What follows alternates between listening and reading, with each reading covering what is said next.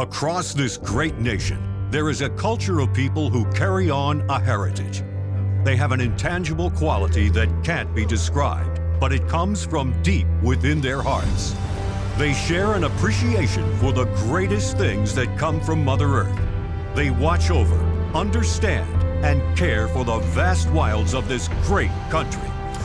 Fishing, hunting, and trapping are the foundations that Canada was built on. For over 2 centuries, we have taken to the woods and water to pursue wild game. Today, it's about conservation, preservation, and wildlife management.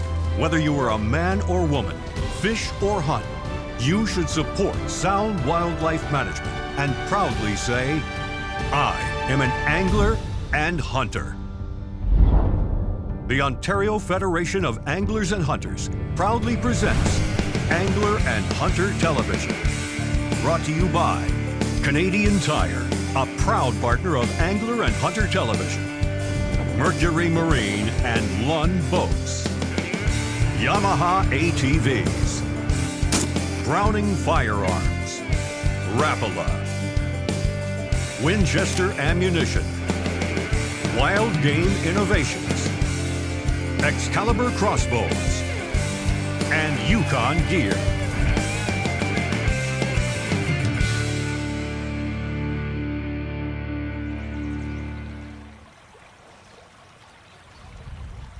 Fishing is one of Canada's most popular pastimes. From coast to coast, generations of families have passed down traditions of catching, cooking, and even managing Canada's vast array of game fish. Fishing is so deeply rooted in our DNA, you'd have to go back thousands of years to see how we actually became hooked on fishing. Now, I'm pretty sure my Ram truck doesn't have a flux capacitor, so we won't be going back in time in this episode. We will, however, be traveling to a historic place where much of our fishing heritage began, and even our country earned its name by a French explorer named Jacques Cartier in the mid-1500s. The beautiful province of Quebec reaches further east than most of Canada's maritime provinces, where it connects with Labrador and the Gulf of St. Lawrence. Before European settlement, the region was the homeland of the Innu people, who would come there from their inland hunting grounds to spend the summer on the coast. Mingan was a summer gathering site where the Innu would fish for salmon, hunt for whale, and have family meetings and trade with each other. In 1661, the Europeans began to settle in the area, which marked the beginning of the fur trade, where the Hudson's Bay Company actually maintained trading posts. Now, I'm not on this trip to partake in any fur trading, but I am looking to try my hand at catching some migrating Atlantic salmon on the Mingan River. After a scenic drive across the north shore of the St. Lawrence, we arrived at our camp and tried our luck casting flies for some elusive salmon.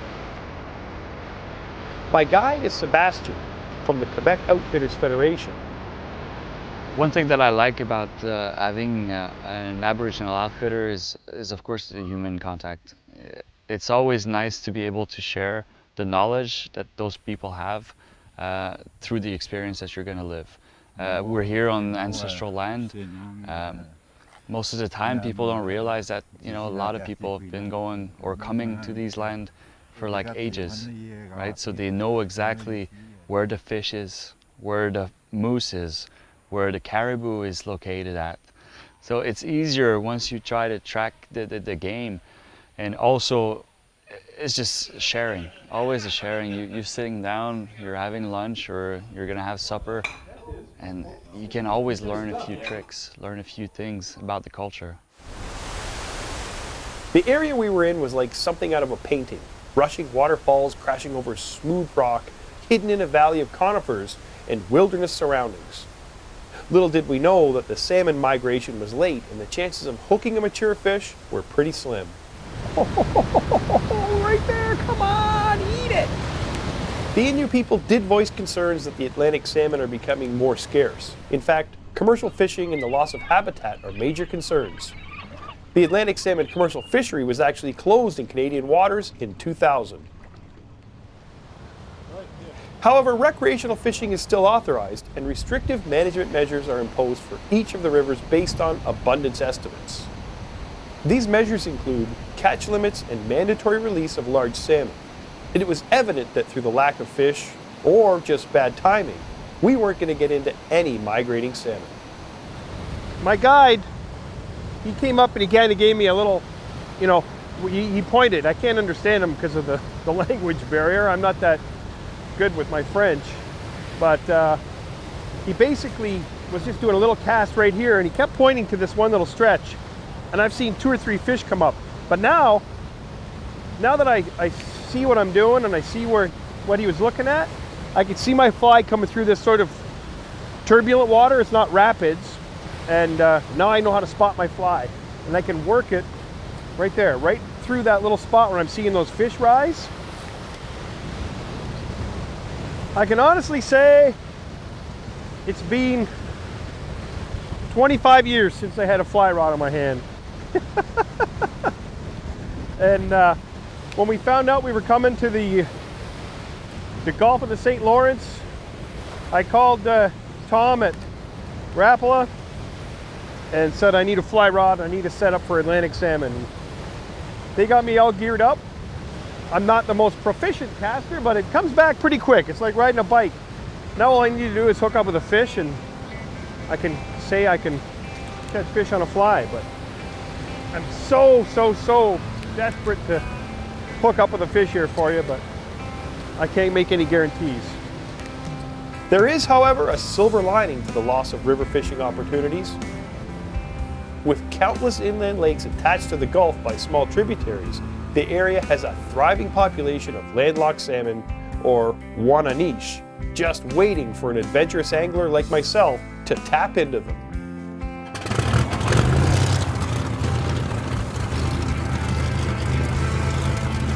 Our next step was to head for a nearby floatplane base where we loaded our gear and headed for Lac à Large, where we would try and land one of the lake's legendary Ouananiche.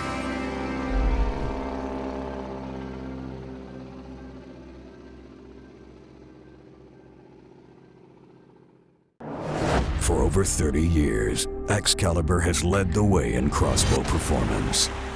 We've crossed the strongest rivers. We've battled the harshest conditions.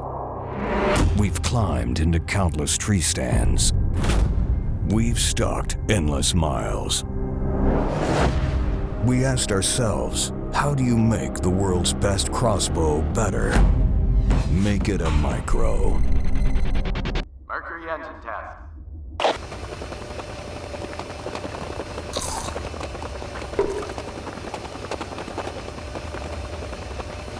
Fuel efficiency you can rely on.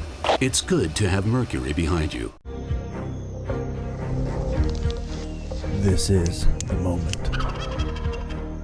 Get locked. Make it lethal.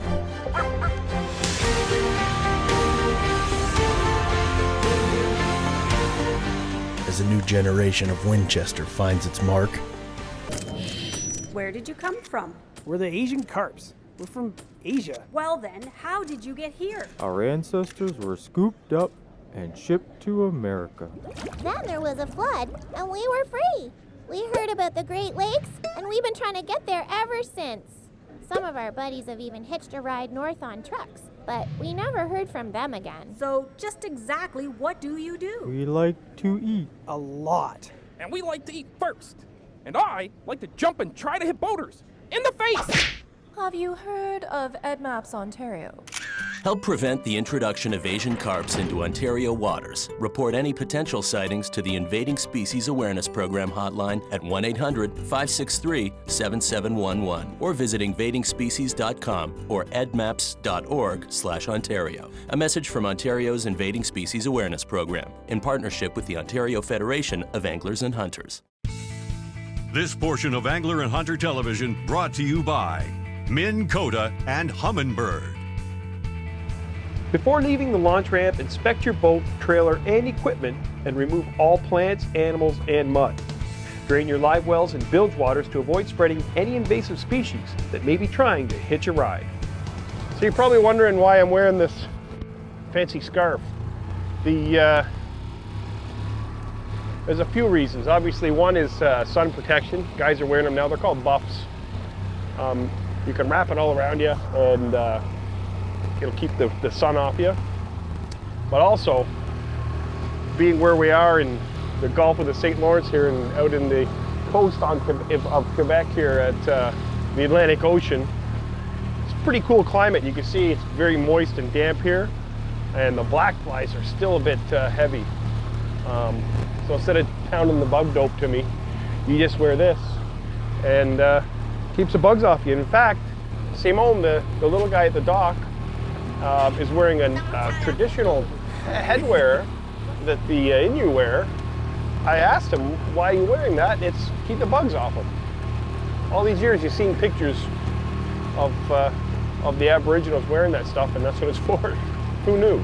So I might trade him this for his at the end of the trip. I'm looking for Ouananiche, which are just Atlantic salmon that have been landlocked when the glaciers retreated. They were trapped in a lot of these lakes. So instead of calling them Atlantic salmon, they call them Ouananiche.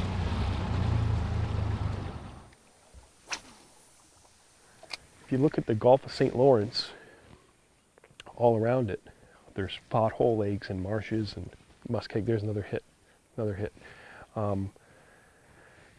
And at one point, there's a fish. At one point, the Atlantic salmon, wow, this one's fighting pretty good. The Atlantic salmon thrived. And when the glaciers retreated and the water levels went down, all these salmon, oh nice, were kept in here, and now they're locked in. Oh, that's a brook trout, I think. Look at this. Wow, he's just ornery. Oh, it's a salmon too. You can always tell the salmon. See the spots on the side of their head here? Can you see that? Ouananiche. They're just ferocious. And for a trip like this, you don't got to bring much. Like, that's all the tackle I brought. Now, I did bring a few different rods, obviously, just to experiment, but this is just an R-type Rapala 6'9", medium heavy, kind of a walleye rod. And there's fish right behind us. I got it rigged up with 15-pound Suffix braid and 10-pound Suffix fluorocarbon leader. And I'm in business. Here, Ouananiche. Got him. Oh, he's off. They're riding high right now. It must be because the sun's gone down. What an idiot I am. That's what's going on. Riding high again. Hey, Batesy, they're up high. The sun, the low light's gone down. I'm getting them on just under the surface now.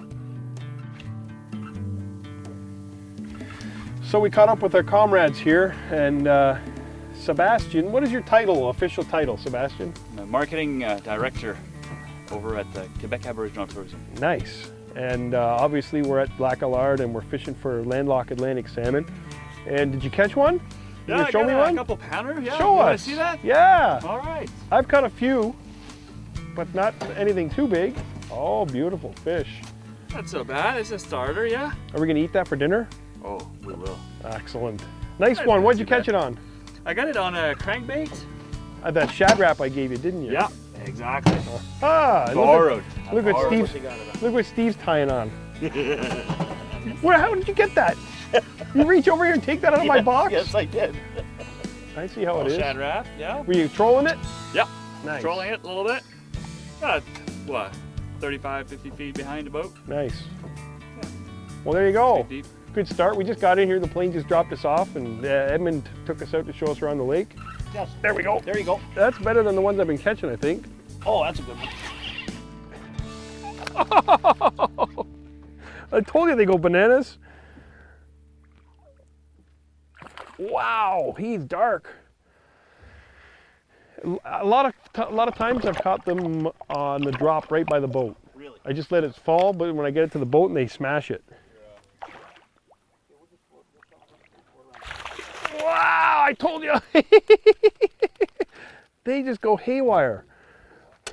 What an aggressive fish. Now you saw that, how I got him to the side of the boat And he looked to be calm, but he went crazy as soon as I put him in there. There's a nice. So you see that marking on the side of the face there? That's what I was talking about. Beautiful fish though. There he goes. A nice one. We'll get a few. Hear that? Wolves howling.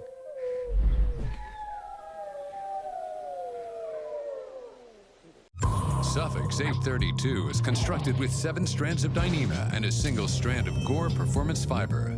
It's the roundest, longest casting line in the world. It offers superior abrasion resistance so you can fish it anywhere. It's the strongest, most sensitive, and durable small diameter braid ever to hit the water. Nice fish, Brett. Thanks. Suffix 832. Always use the best line. The makers of America's #1 buck lure bring you Hot Shot, a monumental advance in scent dispersal technology. Hot Shot's exclusive bag and can technology separates the lure from the propellant, resulting in a 100% pure lure mist. No noisy spitting and powerful, consistent spray create a highly effective and deadly long-range attraction. When your season comes down to one opportunity, trust Tinks. Tinks Hot Shot, pure lure, pure attraction.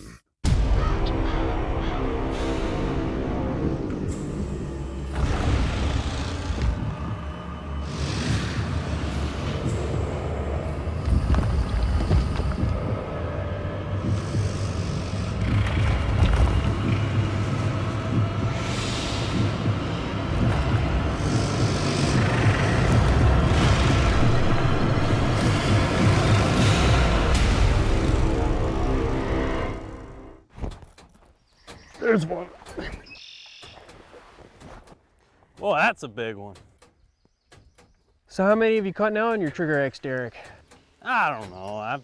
I'm not keeping score. Oh, really?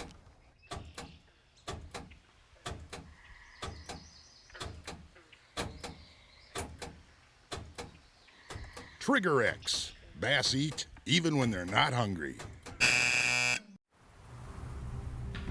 Most gun makers just add a new feature to improve performance. Every component of the Browning X-Bolt works together to deliver the most crucial feature: total accuracy. The Browning X-Bolt, an all-new rifle system designed for total accuracy.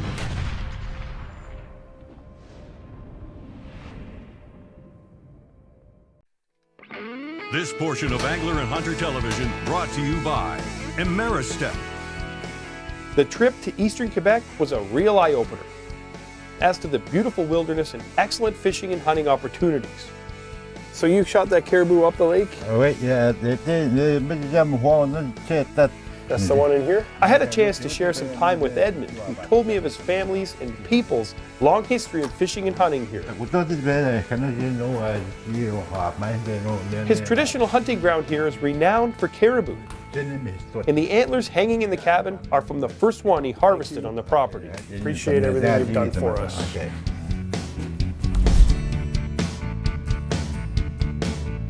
While exploring Lacallard for a place to catch salmon, I stumbled across a rock shoal, and it was swarming with brook trout. Wow, he's going ornery on me. That could literally be caught on every cast.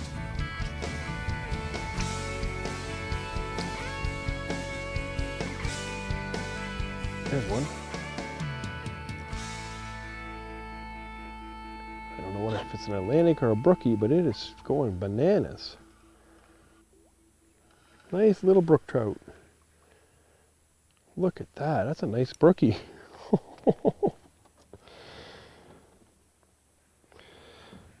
Some guys would give their eye teeth for that. Don't do it. I'm going to let you go. Nice and gently. Watch this. See these fancy CUDA pliers? Don't get crazy yet. Don't get crazy. I'm going to let you grow up and be big. Ready, little guy? Gone. That's more like it, eh? cast the rock pile, catch a brook trout. That's a nice brookie. I wouldn't complain about that one if I was camping or something here and wanted to eat a few. There's another one. Oh, there's a boat coming. They're going to see our hot spot. Yeah, it's just a baby. He's off. That's how you release him. And all I'm using here, just look for a rock pile out in the middle of the lake. You can see this spoon. The blade of this Blue Fox spinner has no paint left on it. It's just silver now. But it was a nice fire tiger. But I've hit so many rocks and caught so many fish, they've knocked the paint off it. Like this. That's 2 casts, 2 fish. I'm going to go for 3 casts, 3 fish. There's our comrades. Wonder where they're going. Secret spot. I can't. Oh, I did! Right. Oh, he got off right beside the boat. I almost was 3 for 3. That was a nice one too. There's some cool little brook trout around this rock pile.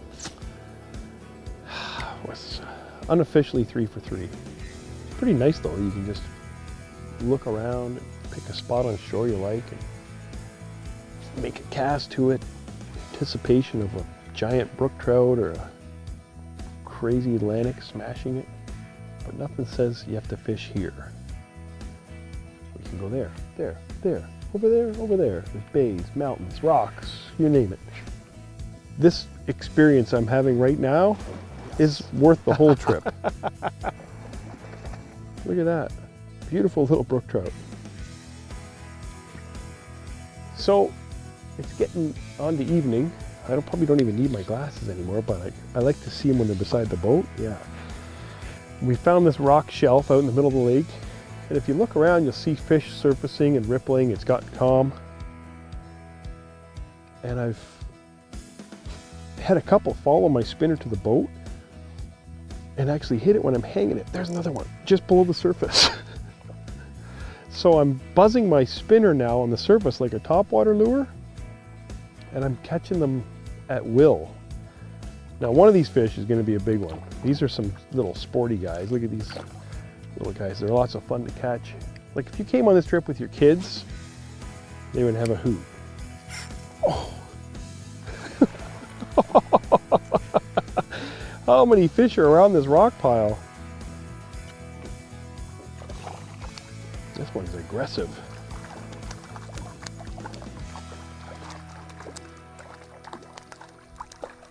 Wow, they go crazy.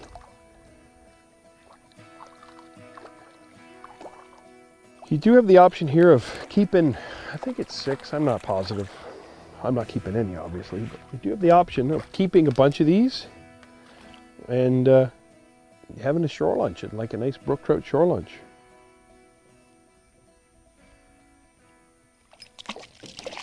Goodbye.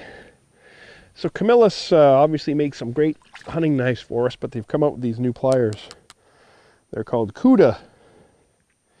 And they've got some of the features that Camillus has put into their knives over the last 130 years, put into this. So this little cutter here, you could probably cut a hook with that. Fishing line, they're handy pliers to have. Scissors and pliers all in one. They're light, easy to grip. And as you can see, when these little trout hit, you can get the hooks out of them pretty easily. Come on. Got him. Oh! You know what the worst part about right now is? I'm having too much fun doing this. Buzzing this little Blue Fox spinner, catching a fish almost every cast. It's almost dinner time. They're going to want us to come in. And you're not going to believe what they're serving for dinner. We'll leave you in suspense with that one. But it's got a little bit to do with surfing and turfing. East Coast style.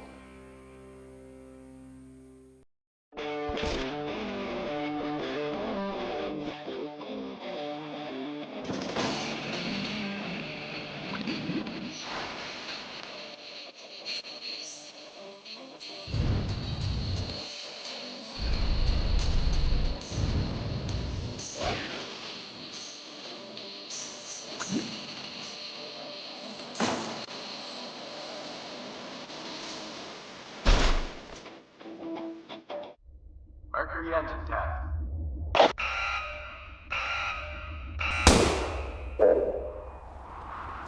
Speed and acceleration you can rely on.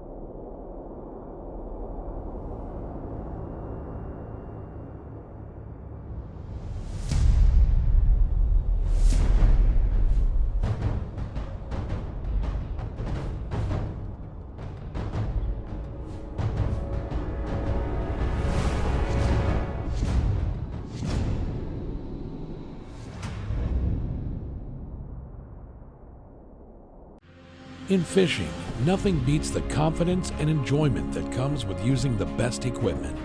There's a reason why generations of professional anglers, guides, and camp operators make Lund their boat of choice. They stand up to the elements and the repeated use that hardcore anglers put them through, season after season. They're guide-tested, wilderness-proven. Isn't it time for you to experience the Lund difference? This portion of Angler and Hunter Television brought to you by Winchester Ammunition. We finally made it to the north end of the lake. Cliffs, high banks. Ouananiche. It's a 40-minute ride up here. You see him jump? I got a good one, finally! He's right there on the surface. Holy! I was just saying, we came up to the north end and you can see the difference in terrain. We're fishing around these high cliffs. It's up to 200 feet deep, Edmund was saying. And I just hooked a salmon and he jumped right there. They're known for jumping, but this one's just sort of, he's passing us. Look how fast he's swimming. He did a nice jump. Here he is, right here. He's right beside us.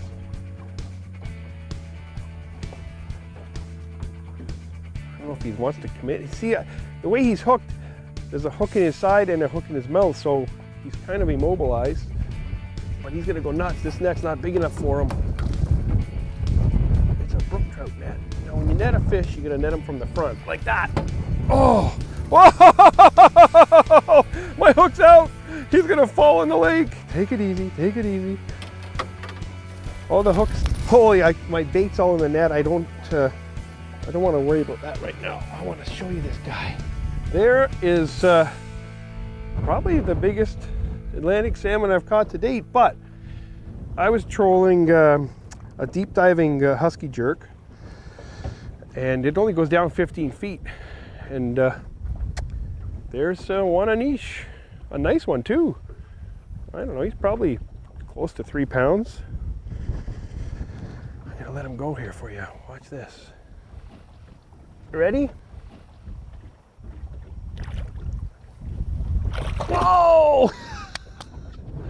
Yay! In the wind, in the sun. Ouananiche. Closed captioning of Angler and Hunter Television is brought to you by Ontario Out of Doors Magazine. Angler and Hunter Television has been brought to you by Canadian Tire, Mercury Marine and Lund Boats, Yamaha ATVs, Browning Firearms, Rapala, Winchester Ammunition, Wild Game Innovations, Excalibur Crossbows, and Yukon Gear. For more information on the products used in this episode of Angler and Hunter Television, visit ahtv.com.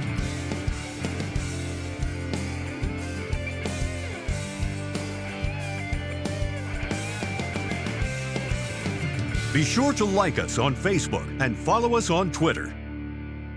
Remember, conserve and protect our great outdoors.